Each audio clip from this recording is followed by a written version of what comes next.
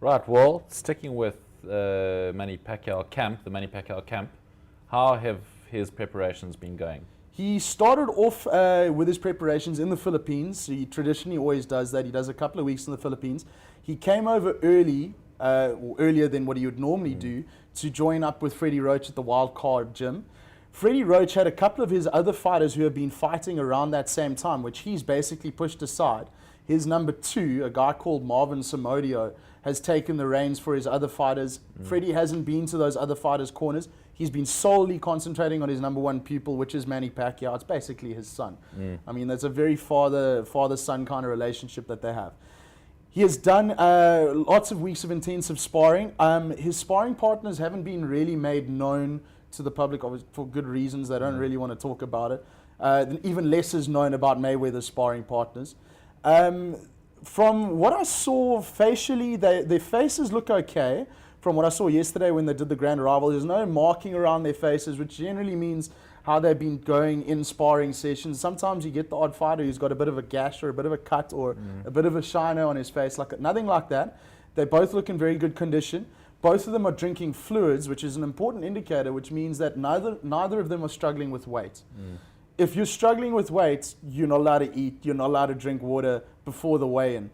Mayweather and Pacquiao are both seen drinking bottles of water, so I can only assume that their training camps have been 100%. They both look in good condition. There has been talk about Pacquiao having cramping problems in his legs, which is a common problem for him. He's had it in the past. I mean, if you look at his calves, if he had to jump and land on the earth, it would stop it from spinning. He's got big calves, which gives him his speed and his ability to bounce. And his problem has been shin splints and calf problems. Whether or not that's just Freddie talking a bit of rubbish to give the other side a bit of confidence, I'm not so certain. But it wouldn't be surprising to me because he has complained of cramping in the past before. Okay. And in terms of the Mayweather camp, Team Money? Team Money, not a lot happens in terms of being able to get a camera inside there and see what goes on. You see a lot of the choreographed famous pad sessions that he has with his father, Floyd Sr., or his uncle, Roger. Floyd Sr. will be in charge of his corner for this fight. Roger's, he's got health problems that he hasn't really come out what it is, but you can see he's a bit of a sick man at the moment. He's not looking the freshest. So he's going to be second in charge. And as I said, nothing ever really gets videoed inside their gym. When they say cameras off, everyone's phones get switched off, they get handed in. No one's allowed to have a camera in that gym. It's all done in secrecy, but more importantly, it's done between the hours of 2 a.m. and 5 a.m. That's what time he trains. So the media is never really going to be there anyway. And we don't know anything about his sparring partners. There was a story that came out that Floyd got a split lip on the inside of his bottom lip from somebody that he was sparring.